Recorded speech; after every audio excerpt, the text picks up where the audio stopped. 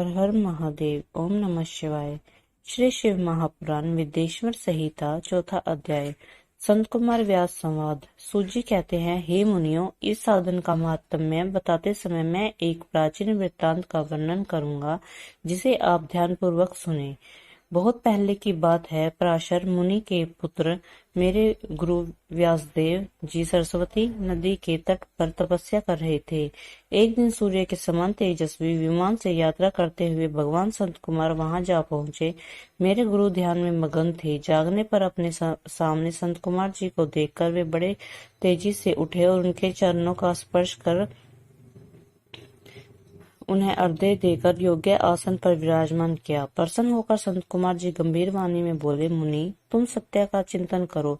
सत्य तत्व का चिंतन ही श्रेय प्राप्ति का मार्ग है। इसी से कल्याण का मार्ग प्रशस्त होता है। यह कल्याणकारी है। यह जब जीवन में आ जाता है तो सब सुंदर हो जाता है। सत्य का अर्थ है सदैव रहने वाला। इस काल का कोई प्रभाव नहीं पड़ता यदि सदा एक समान रहता है। संत कुमार जी ने महर्षि व्यास को आगे समझाते हुए कहा, महर्षि, सत्य पदार्थ भगवान शिव ही हैं। भगवान शंकर का श्रवण, कीर्तन और मनन ही उन्हें प्राप्त करने के सर्वश्रेष्ठ साधन हैं।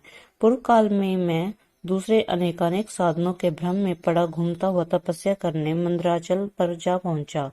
कुछ समय बाद महेश्वर शिव की आज्ञा से सबके साक्षी तथा शिव गणों के स्वामी नंदिकेश्वर वहां आए और स्नेहपूर्वक मुक्ति का साधन बताते हुए बोले, भगवान शंकर का श्रवण, कीर्तन और मनन ही मुक्ति का स्रोत है।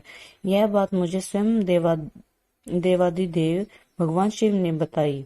अतः तुम इन्हीं साधनों का अनुष्ठान करो। व्यास जी से ऐसा कहकर अनुगामियों सहित संत कुमार ब्रह्मधाम को चले गए। इस प्रकार उस उत्तम वृत्तांत का संक्षेप में मैंने वर्णन किया है। ऋषि बोले, सूजी, आपने श्रवण, कीर्तन और मनन को मुक्ति का उपाय बताया है, किंतु जो मनुष्य इन तीनों साधनों में असमर्थ हो, वह मनुष्य कैसे मुक्ति पा सकता है? किस कर्म के द्वारा बिना यत्न के ही मोक्ष मिल सकता है? श्री शिव महापुराण चौथा अध्याय समाप्त। हर हर महादेव।